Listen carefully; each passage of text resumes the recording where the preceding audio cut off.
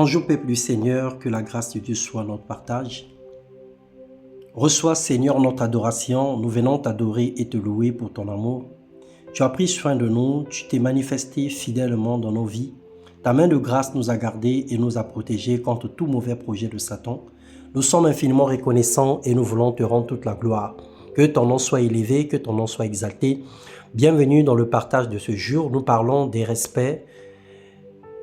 Le respect des principes divins. Bien-aimé, il y a pas mal de principes à respecter pour pouvoir mener une vie conquérante et victorieuse. Il y a des petits principes qui peuvent engendrer des merveilleuses bénédictions dans notre parcours et dans notre vie.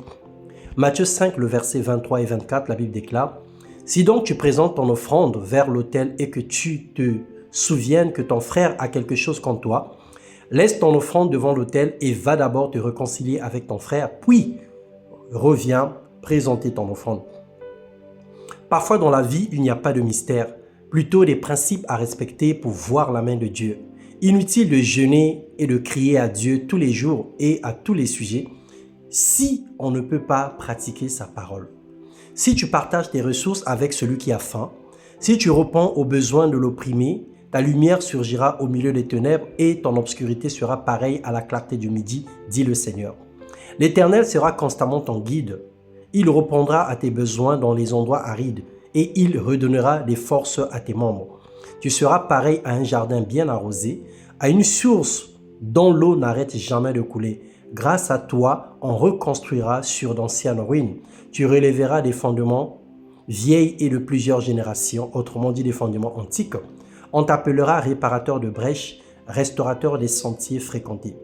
Si tu retiens ton pied pendant le sabbat, pour ne pas faire ce qui te plaît durant mon saint jour, dit le Seigneur, si tu considères le sabbat comme un plaisir, le jour saint de l'Éternel comme digne d'être honoré, et si tu l'honores et ne suivant pas tes voies habituelles, en ne cherchant pas à accomplir tes propres désirs, et en ne parlant pas dans le vide, alors tu trouveras ton plaisir dans l'Éternel. Alors je te ferai monter sur les hauteurs du pays et je ferai jouir de l'héritage de ton ancêtre Jacob. Oui, c'est l'Éternel qui l'affirme.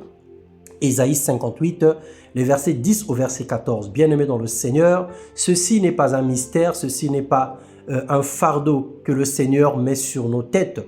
Mais le Seigneur nous dit simplement que si nous respectons certains principes, nous pouvons voir nos vies changer, nous pouvons connaître un changement et une transformation radicale.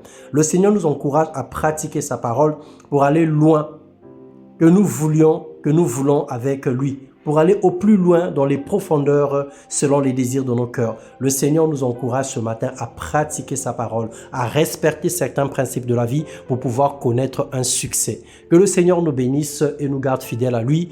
Nous souhaitons une excellente saison de grâce et que la main de l'Éternel soit sur tout un chacun dans le nom puissant de Jésus-Christ. Amen.